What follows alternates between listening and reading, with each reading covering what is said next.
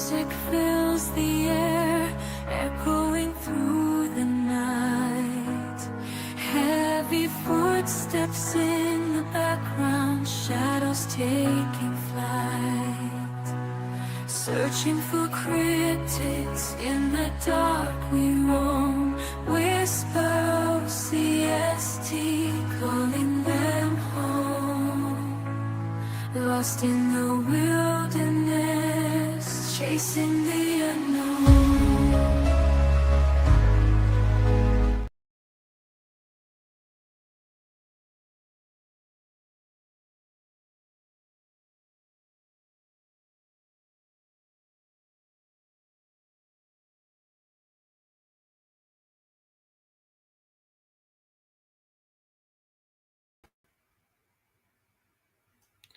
All right, everybody. Welcome to O.C.S.T, Bigfoot and Stuff. I'm your host, Harold.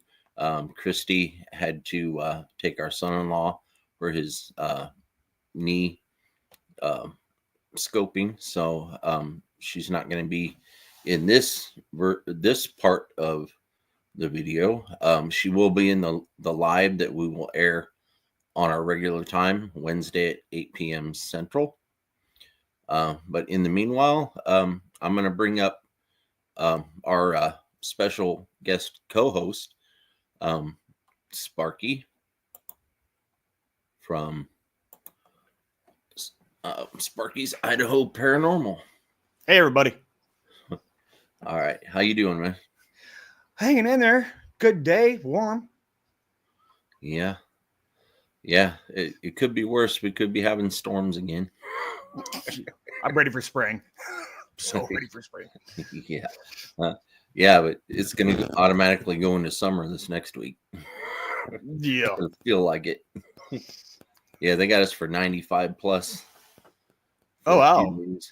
Yeah. Usually that's us up here. We go from like cold to it's hot. There's no in between. Yeah. So today we have someone that experienced a Bigfoot sighting. They had an encounter with them actually back in 1989. His name is Daniel González Perez. And it's going to be a pretty interesting hour, I would say. I can't wait to hear a story. Oh, I know. So we might as well go ahead and bring him on up and let him introduce himself. So let's do that. Oops. Don't want to do that. Just kick me out. All right, here we go. All right, Daniel, how you doing? Hey, good afternoon, guys. Nice being here with you. Good to have you. You're talking about weather. I'm in Florida. So that's my answer to your heat. Right. It's pretty hot there right now, huh? Yeah. Has the humidity got up yet, or is that later on? What's that now? Is the humidity coming up now, or no? Not quite. Not yet, but it will. Oh yeah. I'm not looking forward to that here in Oklahoma. Yeah. Yeah. It's bad enough we get in the middle of summer, we get 110 to about 116. Oh my God. No, it doesn't get that hot here, but it's very humid though. That's too hot. That's way too hot. Yeah. I experienced that at the time that I lived in Phoenix, Arizona. Oh yeah. It was scaring the crap out of 130 over there in the middle of summer, you know. Yeah. I've been through my family and I, when I was young, we traveled from Death Valley, California, all the way through Arizona, Nevada, Arizona, Colorado, and into Texas. Oh man, going through Death Valley alone was bad enough, and then you get into Arizona. Whew. Absolutely, yes. Yeah, it gets too hot for Bigfoot even sometimes. I don't doubt it, but they can hide wherever it is they live in their home and caves or wherever they reside. I'm sure they take that in consideration. Oh yeah, I'm sure they do.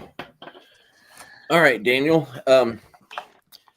We got about an hour for the interview. So what we're going to do is we're going to air this on Wednesday at 7 p.m. Central.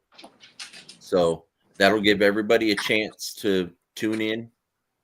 We'll give everybody a chance to tune in to this interview, and then when we do our normal show on Wednesday nights at 8 p.m. Central, then Sparky will be on there also, and we'll discuss everything that you tell us about in the interview. Then, all righty, all sounds right. good. I'm sorry, I was signaling my wife that I was all with right. you. She walked in. She was shopping. Yeah, completely understand. All right, Daniel.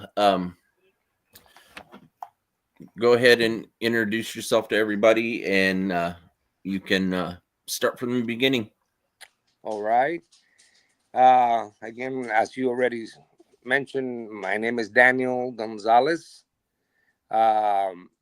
I, at the time, lived in a nice, beautiful place called Hood River, Oregon, which is right on the Columbia Gorge in the state of, right in the north part of the state.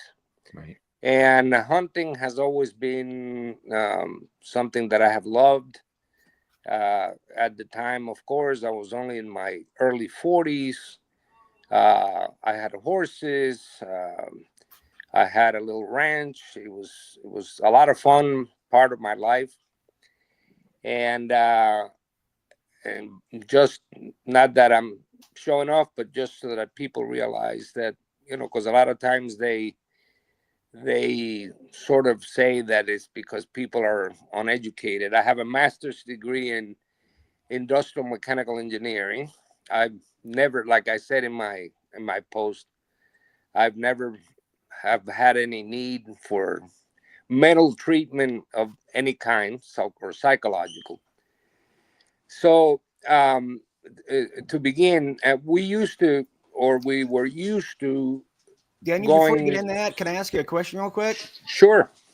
So that's one of the, like you said, how people say they're not educated. You seem like a very educated man. Mm-hmm. You're probably more educated than standard folk, and you're a major hunter of horses. You've gone out there a lot. So would it be fair to say you know most animals there? Oh, absolutely. Okay. I mean, during my life, and I've gone to other places, some near Idaho, by the way, by the River of No Return Wilderness area, which is also phenomenal. But yeah, I have hunted everything from deer to elk to bear to bobcat and raccoon with hound dogs. Hunting has been, or always was, my life. I mean, I lived always thinking of hunting, and even during the winter time in the place that I lived that snowed, I would get in my 4-wheel drive, put a couple of hounds in there, and go chasing. So it was fun, and it was very important in my life. So this one place, and anybody that has ever been there, it's just awe inspiring. It's just a phenomenal, incredible. There's large timber, but it's not brushy like the coast of Oregon. Oh yeah. Yeah, it's you can there's meadows, and you walk between the trees, and you can see sometimes 100 yards between the trees out there, so that you can understand it's pretty clear. A lot of creeks and a lot of little lakes and fishing, and it's just fantastic. It's a paradise. So when I found out, I got my horse trailer, my horses got in there, and learned that was the place I wanted to be every year. So this time the hunting season was coming up in the fall, and it was sort of late summer. And so I had to get in physical shape. So I told my son, hey, how about we backpack in there? Because he had been there with me like 2-3 times. How about we backpack in there and we kind of check out how the game is and what's going on? He says, yeah, Dad, let's do that. Can I invite my friends? So he invited a couple of friends that were actually sons of another hunting partner that I had. But so I said, okay. So we left the house because it was about from my house to the entrance of this trail was perhaps 3 hours, 3.5 hour drive because it was just winding roads. Oh, yeah. And I remember arriving at the trailhead perhaps 4 o'clock in the morning, 4:30, something like that. And we put our backpacks that were ready already, put it on our backs, and we started in. And everything was okay. It got lighter as we walked in, and it was a beautiful day, not too hot, not too cold. Of course, Do you remember the lake that trail started at? Was the it lake that Devil's Lake? we would drive? Yes, the trailhead was called Devil's Lake, and there was a lake actually there, and there was a parking where people would park either to go to the lake or to backpack or ride the horses or whatever. So that's where I would normally leave my car or my truck and trailer when I went on with horses. Um, and so we started penetrating, and the wilderness, and it's all uphill going that way. I mean, it's just all uphill. But of course, I was in very good shape, and we got there to where we had decided to put our tent, and I'll explain what the tent was like. Perhaps um, eh, 11 o'clock or something like that. And we set the tent. And I set the tent. The Forest Service in that area had built what I call three-walled cabins. In the event that you got caught in a snowstorm or something, you can get in there and get some protection. The floor was raised from the ground, and the board sort of bent a little bit, so it was nice to, you put the pad and your sleeping bag on top, and you weren't on a rock or anything like that. So we set the tent there. The tent was a 4-man tent, but 4-man sleeping. It wasn't one of those that you can stand, or there was space enough to sleep 4 people on the ground. Right. It was made because it was made for backpacking of a very light nylon material. So we cooked lunch and all of that, and uh, we said, okay, wait, you go that way, and you go that way, and I'll go this way, and we'll check what the game is looking like and whatever. So we went out perhaps for 3 hours, and when we came back, we saw a lot of game. We were excited. The tent was made of such a material that was almost semi-transparent, if you can imagine that. You can't see out, but you can see shadows. And that night it was a full moon, and the full moon traveled in a way that it was shining into the tent. Okay. So everything was fine. We talked. We cooked. The normal things you do when you're camping. Yeah. And we decided to go to bed. And if I remember correctly, perhaps 10 o'clock, 10 p.m. And so we went to sleep. And sometime, what I estimate, perhaps 2 o'clock in the morning, 3 o'clock in the morning. At that time, I had phenomenal hearing. I'm hearing very heavy bipedal steps coming closer to the tent. Oh, by the way, I wanted to add that I didn't have rifles, but anytime I go into an area like that, I would carry a sidearm.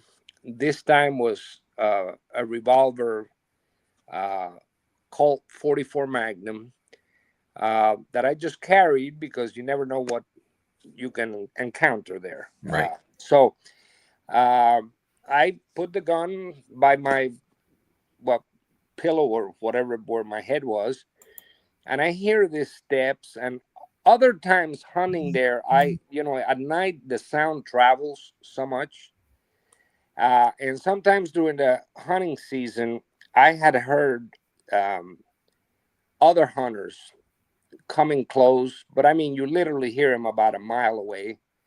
But you hear them converse with each other, when they're backpacking, etc. This time, the only thing I heard was two steps, and they were heavy. So the three kids, my son and his two friends, were completely asleep. But I wake up and I hear it.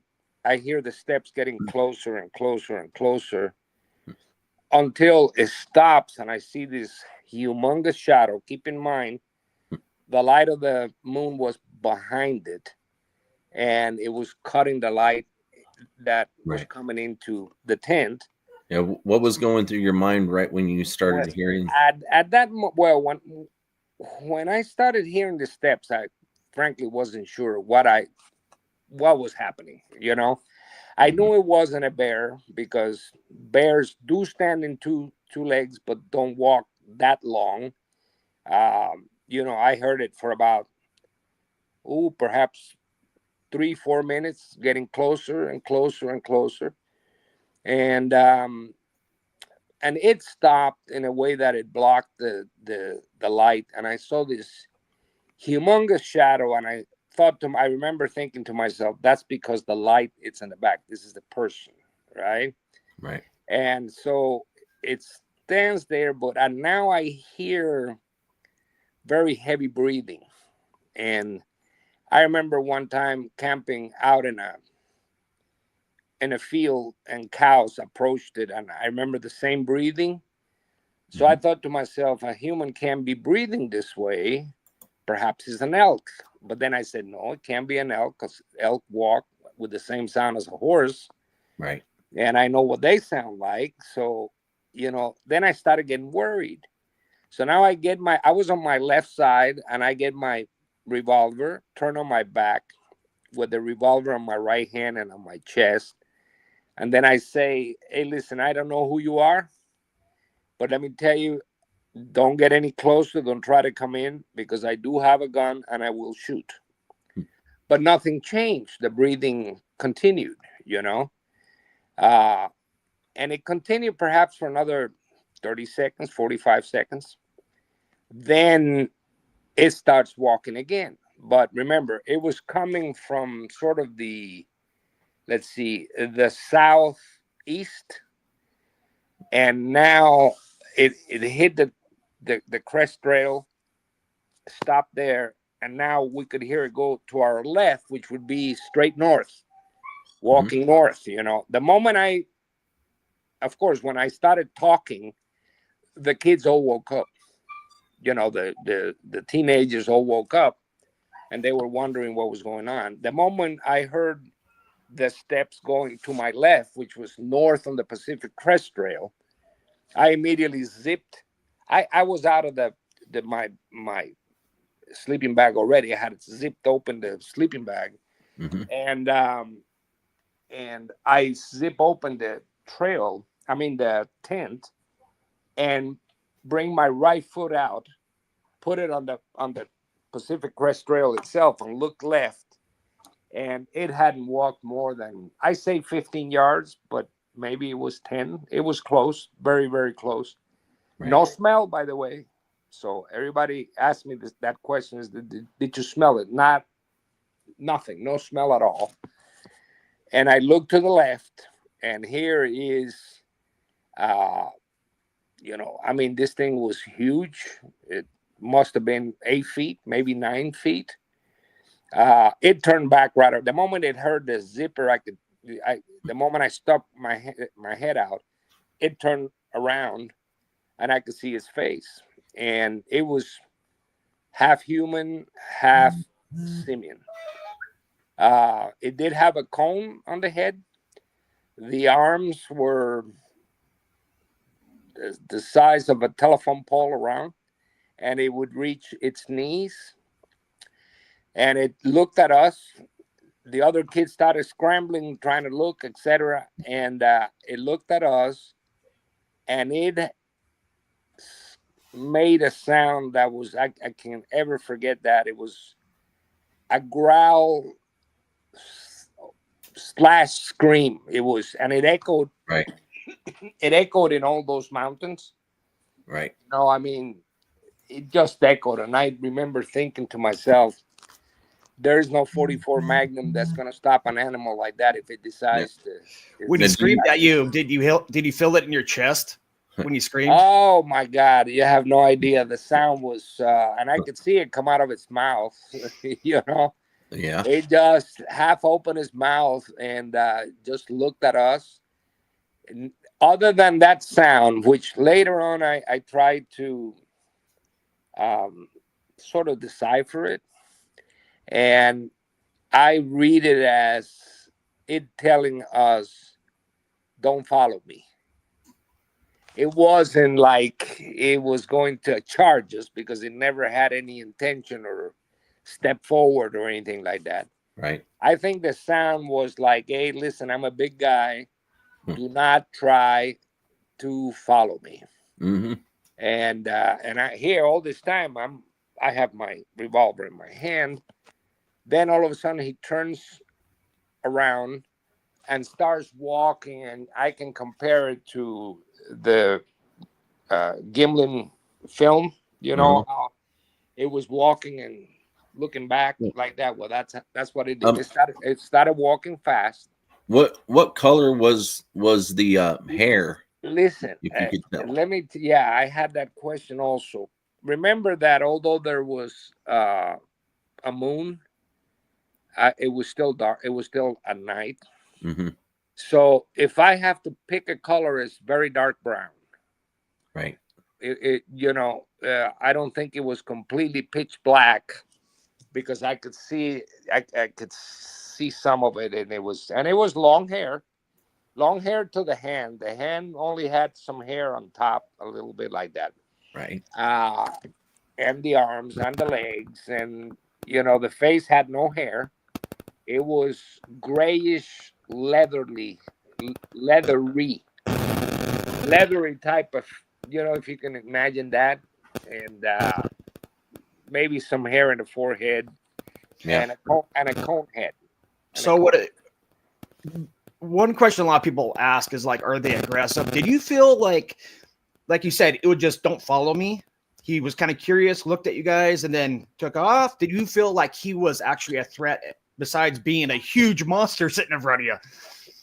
Well, I've been in Alaska hunting grizzly, and you always worry, but they, at the very least, make aggressive moves towards you.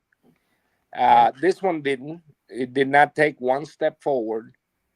So, like I said, at that moment, I was very, very scared, obviously, because I knew that I had my son there with me, right? Yeah. So I figured this thing comes my way like a bear does. I would imagine that it probably thought it didn't need to make any aggressive move because it was much larger. Perhaps. But I knew that although I was using hollow points, one of those shots wasn't going to stop him. Right. It might not even eventually have killed him. And I'm glad I never shot. I would have never shot, because I'm going to tell you, when you look at a face like that, your brain starts scrambling, because immediately you connect it to a human. Yeah. You understand? Because it isn't like you're looking at the face of a gorilla, for example.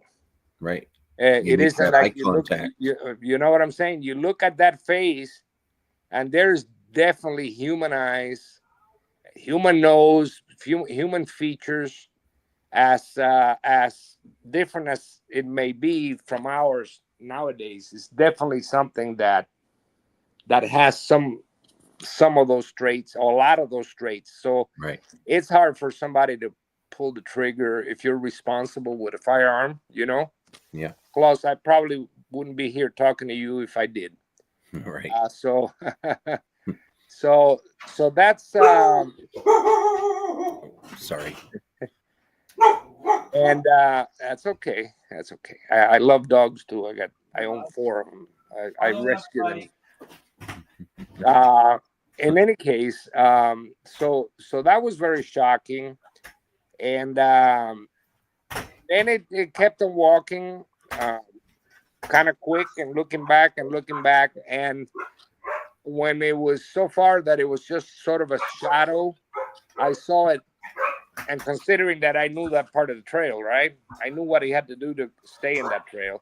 Right. I saw him turn to the right towards the mountains, towards the middle or the north mountain, one of the two. It went that way, and that's it. That was it. Of course, we sat there for the rest of the night, talking about the details, and the next day I had arranged with my wife to leave the kids in the mountains and go out to an airport, because I'm a private pilot also, or was, and now I pilot my wheelchair.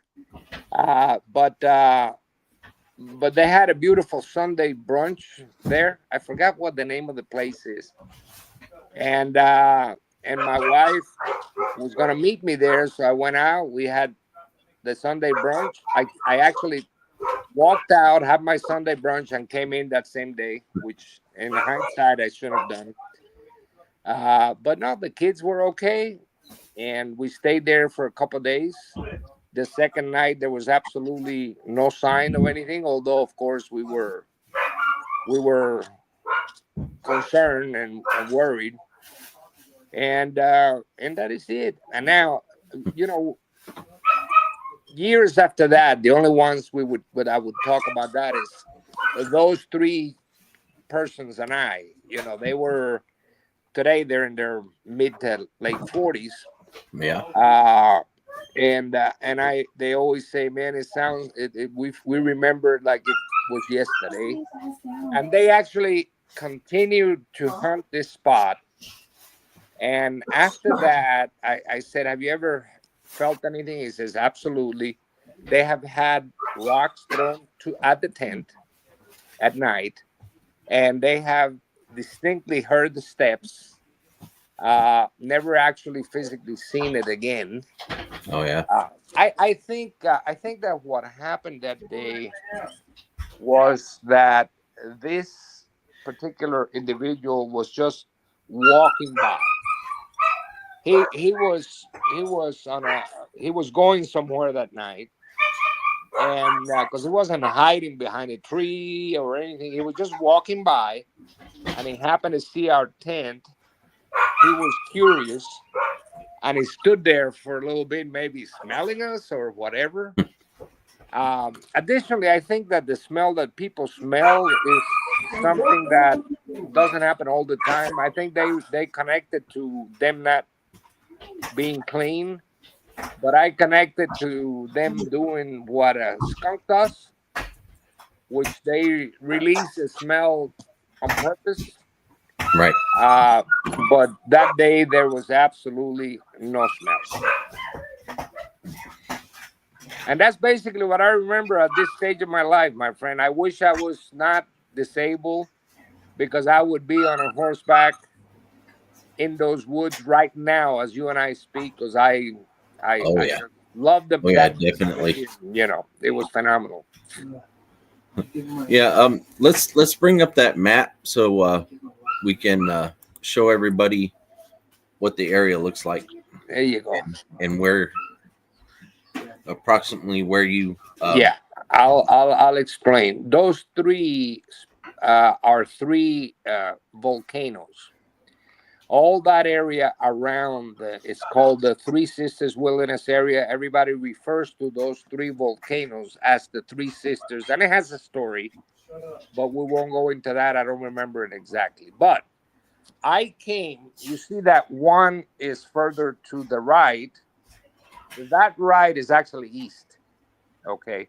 So I would come from what you see the right, arrive at perhaps somewhere around that that green in the bottom, in the middle of the two. There you go. That might be the lake I'm referring to, which is called Devil's Lake. And then I would walk or ride, most of the time ride my horses to the left, which is west, and then north. And if you open up the shot a little bit, open up. There you go. I would go north. The mountains would be on my right side, and the place was between somewhere around where that green dot is. That's as close as I can remember, because I do remember that it was between the north and the middle sister. So it was somewhere in there, and the Pacific Crest Trail goes right on that line between the mountains and that green dot that you see there. Now that trail, was it pretty rough terrain going on? Well, it's rough terrain. It's very rough terrain. But remember, Pacific Crest Trail is the trail that starts in Mexico and it ends in Canada. Right. So it transverses all these states. Of course, some places you have to cross a highway or something, but in this case, you don't never have to get to that, because I would come from the bottom, and it was comfortable enough to walk, but going in very steep because you're climbing all the way, and then also near the between the South Mountain and the Middle Mountain, there is an area that it's pure volcanic rock. Pure volcanic rock. At least at that time, I understand there was a big fire there since then. Oh yeah. But volcanic rock. So you would go through the volcanic rock, and and climb and through the timber. It's old growth timber, old growth, big, huge trees, and open meadows all the way. There is a spot that I would recommend somebody that's wild enough still to go there. If you were to pass that 3-wall cabin and you keep on looking to the left, there would be a creek and then a trail going to the left, and that leads to a place called I forgot the name of it. Indian Holes. It's called Indian Holes, and it is as remote. If you guys like remote, it is as remote. The solitude is just wonderful. There's all kinds of game, deer and elk, and that fog in the morning that's about 2 feet from the ground, and just phenomenal country, wonderful country. But I can tell you one thing: once someone goes through an experience like that, it actually you never forget about it. I never spoke to other people about it, because you remember, mechanical engineer working for complex corporations, they would say this guy is crazy. Nowadays, there's so many sightings, and I keep on telling people, listen, we lived for a century very close to the mountain gorilla, and we were unaware that they even existed. Exactly. So, you can't say. I mean, and I believe these are a lot smarter than gorillas, and I think they just don't like to be, and with too many people or people at all, or they've had bad experiences. They definitely, I believe, based on other stuff that I've seen, not seen in the woods, but online, etc. That they have a language that they can communicate. Oh yeah. So who knows? You see a bear today and nowadays, and a young bear, it's aware of its surrounding and looking and scared, etc., etc. Sure. Somebody taught him that, and Mhm. so I believe that the Sasquatch that are encountered somehow got that information from older individuals, and we as humans are a threat to them. I think more than they are a threat to us. I also Yep. believe. I also believe that there's more than one. Just like there's German shepherds and there's Chihuahuas. I also believe that in different parts of the country there are different, a little different type, if you can call it, Temperament and all that kind of breed, stuff. temperament. Exactly. I as I have looked, because I look. I mean, to me that is something I'm always looking at. I think the ones towards the East Coast are more aggressive. Pennsylvania and places like that, where I truly believe that the ones in the West Coast are not aggressive per se. I mean, any animal that you corner them and treat bad, they're gonna defend themselves. Sure. But I don't believe they're out to get you. They're not out to eat you or anything like that. Because that day he could have. Mhm. If he did not understand like a lion does, and he would charge you. You don't care if you have a 44 Magnum or a machine gun, right? Mhm. So there is some understanding of them about us, and so I don't think they're really that aggressive. Not there anyway. Which So, is Daniel, for people that actually would like to go to this location, this is the Three Sisters Wilderness. In the Three Sisters are between Bend and Eugene, correct? exactly. Eugene is to the west, uh, and uh, and and let's see, I-5 goes up and down. This is definitely east of I-5, significantly east of I-5, and to the west of the city of Bend. I'm sure if you reach the city of Bend and ask where the Pacific Crest Trail named Devil's Lake is, or if you ask where Devil's Lake is, you will easily find it. I just don't know how much of non-burned area is there. Where I'll tell you another thing. You see, where I lived in Hood River, I could literally saddle my horses and ride to the Pacific Crest Trail from my property. But now you're talking an area that's a lot further north than what you and I are speaking about. Although I am 100% sure that you would find them there too. Yeah. Daniel.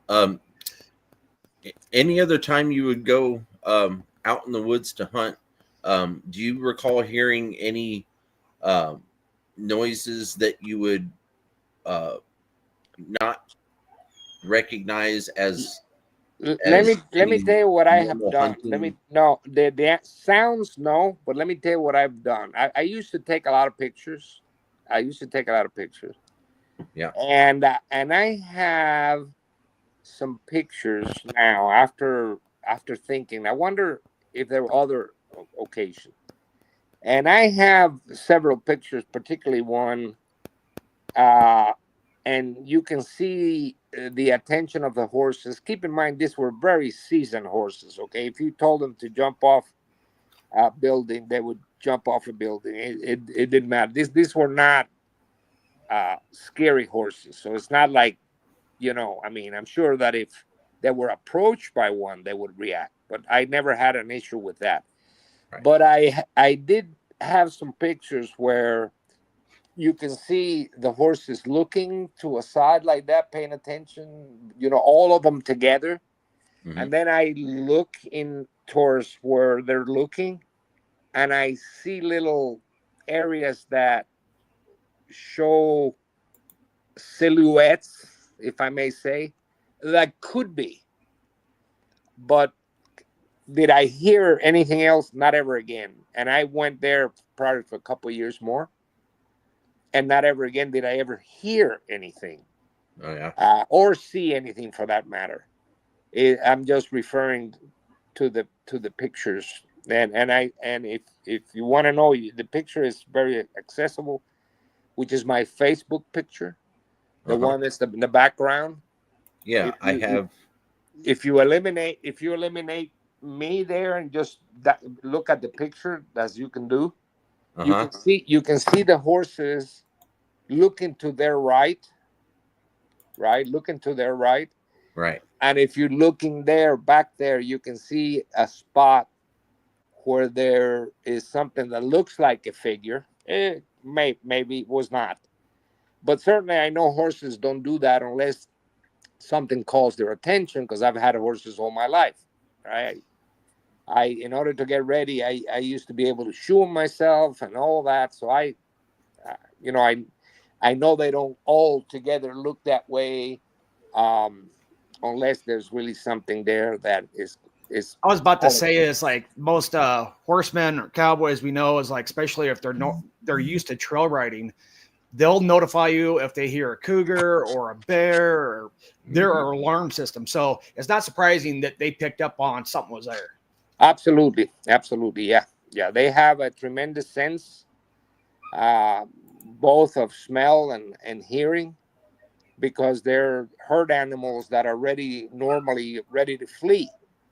Now, my horses, particularly the horse that I'm riding there, I have a picture that I put up when I'm leaving the place, where you will notice that the mountains are to my left. So I'm leaving with a pack horse in the back. The front horse name was Smokey. The back horse was a Chief. And those were horses that I could shoot right from the saddle, and they would not even flinch. And I'm talking about they could see a bear, and I have ridden by a bear maybe 40 yards away, and they don't even spook. They don't spook. So I think they look that way because they either heard or sensed or smelled something. And that's in the pictures that is behind, the picture that I have in my Facebook. I'm riding my horses, and I'm, in this case, I let my friend go in the front. I was riding a younger horse all the way in the back, and my horse is looking to the right. And so if you look close in there and open up the picture, there's a possibility, but I certainly haven't seen anything else. That picture of the one that's on there now. Hi, I'm Christy, by the way. Hi, Hi, Daniel. Christy. Hi, Christy. Anyway, that picture, I love that picture. Which one? The one that's up on the screen right now. Let me see. Oh, can he see it? It's the one with the mountains in the background and you on horseback. You said it looks really squatchy. Oh yeah. Well, that's me only, because I used to go there by myself. I know, but I love that picture. Isn't that wonderful? Isn't that wonderful country? Yes, that is just wonderful country. That place is probably perhaps 3 miles away from the place that it happened. Okay. From the place that it happened. It happened. I was traveling south, and then I was going to turn to the west. When the trail turned to the west, going towards my horse trailer again to load him up. See how thin I was? I'm a fat old man today. But I was in real good shape. I was in the mountains all the time, either backpacking or riding a horse and all of that. But yeah, that's wonderful country. Oh yeah, just gorgeous country. Yes. Maybe one day we'll get there. Yeah, do it before you can't, because I tell you what, man, that is, if for nothing else, just to see the country is just Absolutely. And I've been around, man. I've been in Idaho. I've been in Alaska. And I'm not saying there aren't other places that are fantastic, but this place is just incredible. Incredible. Yeah. Oh yeah. I spent a year out in the California mountains in up just north of San Diego, and drove up a little further north up in California. And the further north you get, the more beautiful it gets. Oh yeah. But San Diego is sort of brush country. Yeah. You know, it's not the same. I mean, it's interesting. There's deer there and all of that, but Yeah. but this country is just. I mean, if you could go there, and if you're a mountain man, you could live there forever because you can Let's fish. go there. Let's move there. You can fish. You can fish. You can hunt. You get, it's just fantastic. There's wood to burn. There's just phenomenal. Just phenomenal country. I miss it. That's one thing. That's one thing I truly miss is not being physically able to do it anymore. Right. But it is what it is. I accept my life as it came. I had my fun. You My family experienced is it. healthy and all that, so I can't complain. Yeah.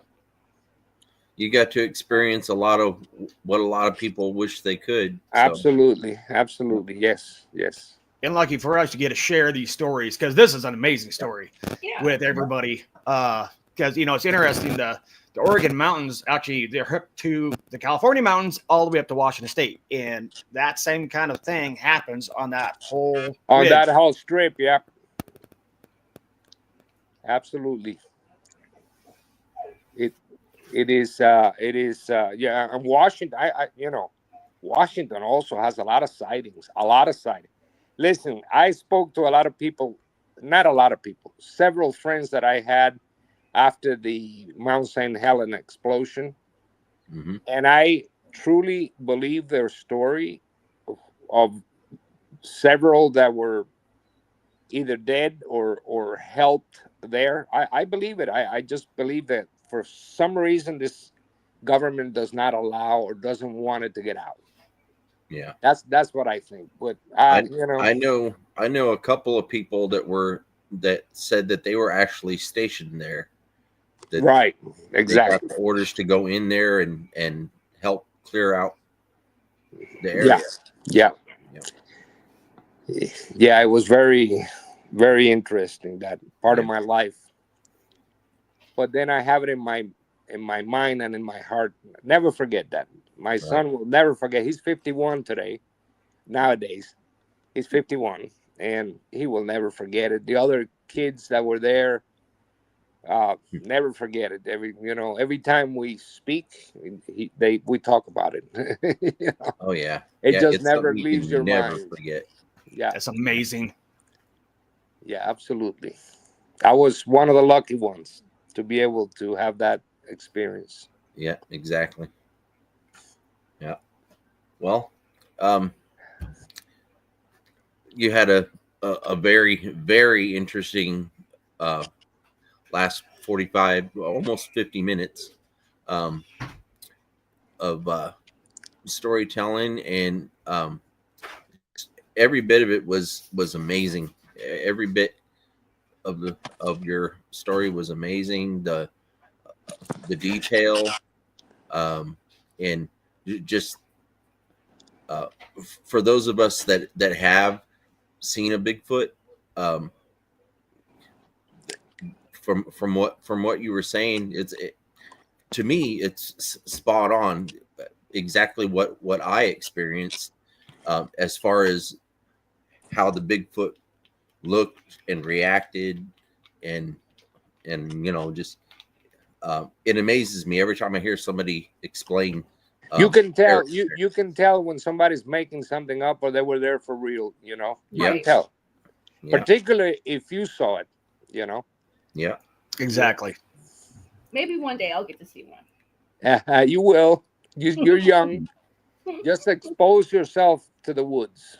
That's wonderful. The humankind is destroying this world. Just the woods are just wonderful. I mean, Yeah. Fantastic. It doesn't matter what area of the country, what area of the world, Yeah, that's going right. to the woods. It's just an amazing scene. If you've never been in the woods before, That's get out right. there. Yeah. Oh yeah. I already, occasionally would have little spats with my wife because I I lived for it. I lived for it. Let me tell you something. If at that time I would have had a satellite phone, I think I would have spent 2 months at a time in there. It was just that I couldn't communicate and didn't know what happened, how my family were outside. But with a satellite phone that you could talk to them, I would have stayed there a couple months. As it was, I would stay there for 2 weeks at a time. Yeah. Go out, be out 2 weeks, and then go back and stay two more weeks. Yeah. Yeah, I think if Harold had his way, he would just be a hermit and live out Yeah. in the woods, and I would never see him again. But when you talked about California, I even consider being one of those guys that chase gold in California, just for the idea of living out there, But then I said, yeah, I got 2 kids, man. I can't be that crazy. Yeah, that's kind of what I did when I was young. When we were in California, my family, we panned for gold in the creeks. Yeah, never found any real gold. We found fool's gold, but that was about it. Yeah. Some people used to make their living out there in the woods. You got to really go in there, man. Really, really deep. I got caught in an early snowstorm in the river of no return wilderness area one time, and starting the elk season. I'm gonna tell you, I had to get out of there. The helicopters from the government had to come in to take other people out, and I said to myself, I'm not gonna leave my horses in there. The snow was to the neck of my horses. Normally, it would take me 6 hours to ride from my truck to the camping spot, and it took us 2 days. Oh wow! You couldn't see the trail. It was a straight fall down to but I made it. I made it out of there, and there were some people that had to leave their horses in and try to find them the next. It was a big, huge valley, so they could break through the snow a little bit and eat, Yeah. But I didn't want to leave my horses in there. Are you kidding? That's like 2.5 million acres of rough land. Rough land. Yeah, rough land. I have a non-Bigfoot related story about that, but then that's not here nor there. But yeah, there is places out there in that wilderness area, river of no return wilderness area, that are also incredible. I'm sure they inhabit that area too. I'm sure they do. Yeah, that's my backyard. Yeah. I never seen one there, and I was there plenty. But I'm sure they are. Yeah. All right, my friend. Well, it's been a pleasure. Yeah, it was good having you on here. Thank you so much for sharing your story and coming on. You're very welcome. It's a pleasure. And you're always welcome to tune in on Wednesday night if you ever get the chance to stay up late. I've always been an early bird. I mean, you can call me at 5 o'clock in the morning and say, "Yep," but at 9 o'clock at night, I don't want to know about the world anymore. Particularly now, being my age. So, anyway, my friends, thank you so very much. Yeah, thank you, young lady. Been a pleasure meeting you too. Yeah, I'll let her know she had to go take care of something. All righty, you take care. All right. Bye-bye. Bye. What an awesome guy. What an awesome guy. Oh, yeah. That was a really good interview. I love talking to people that are so full of knowledge and experiences. Definitely. And, guys like that, it's good to hear their story because it's not just a camper or it's not just a hiker. He has a lot of training in a lot of different areas. Right. So it's kind of like he knows if he saw it or not. Right. Yeah. Very cool. Definitely. Yeah. So we'll go a little bit more in depth on Wednesday. Right after this show is aired, we'll go into our normal show of Bigfoot and stuff, and Christy will be with us. We'll watch the. Maybe I'll be with you. We'll watch the premiere, and we'll be in the chat so that we can kind of answer questions if anybody has questions during the airing of this show, and then talk about it afterwards on Bigfoot and stuff. So, can't wait. It'll be fun. Oh yeah. I want to thank you for co-hosting. Yeah, thanks for taking my spot, bro. So welcome, and thank you for asking. It was really cool. Yeah, sorry it was a little bit last minute, but kind of gathered everything up real quick. We made it work. Yeah, we did. I actually can't wait to actually watch it. Sorry I came in halfway through it and late, and it's been a heck of a day. Oh, you're gonna enjoy watching it. Yeah, just like everybody else out there, you're gonna enjoy. If you've already watched it all the way through, if you haven't yet, you caught us right here at the end. Go back and watch it after you watch Bigfoot and stuff on Wednesday. It's worth it. Yeah, it's worth it. He was a very knowledgeable and kind man, and just somebody you want to get to know. Oh yeah. All right, Sparky. We'll see you on Bigfoot and stuff. Definitely. You have a good one. We'll see you then. Huh? Oh, bye. All right. Like we said, this is going to be airing at 7 p.m. Central. This was it Wednesday? Not exactly sure what the date. Well, our normal time, our normal slot. I don't even Wednesday at 8 p.m. Central. Will be Bigfoot and stuff, and we'll be airing this at 7 p.m.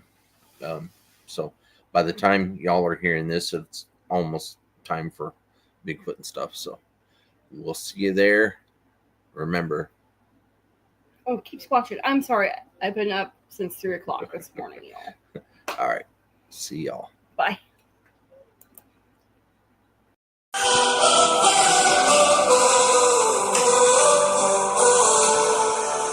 Whispers in the woods where shadows play.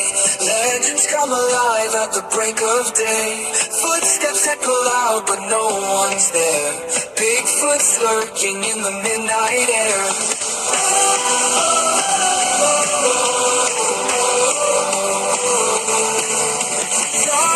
House beneath the moonlit gloom, eyes that shine like fire in a room of doom. Poltergeist dancing, moving through the halls, ancient secrets breaking through the walls. O.C.S.T, it's more than a name. Bigfoot and stuff, it's a whole new game. Chasing the truth in a silent night, empowered by the mystery, fueled by the fight.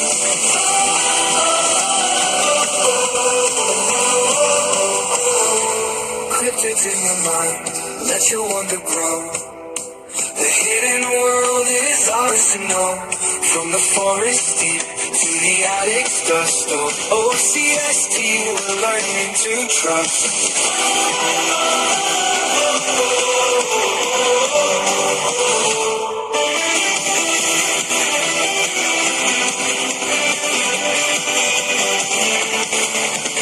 Tracks in the snow where the brave won't tread.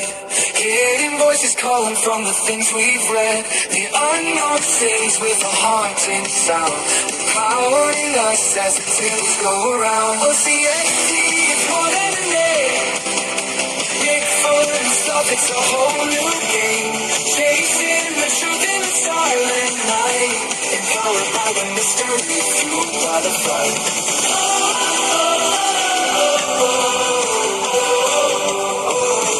O.C.S.T, it's more than a name. Bigfoot and stuff, it's a whole new game. Chasing the truth in the silent night. Empowered by the mystery, fueled by the fight.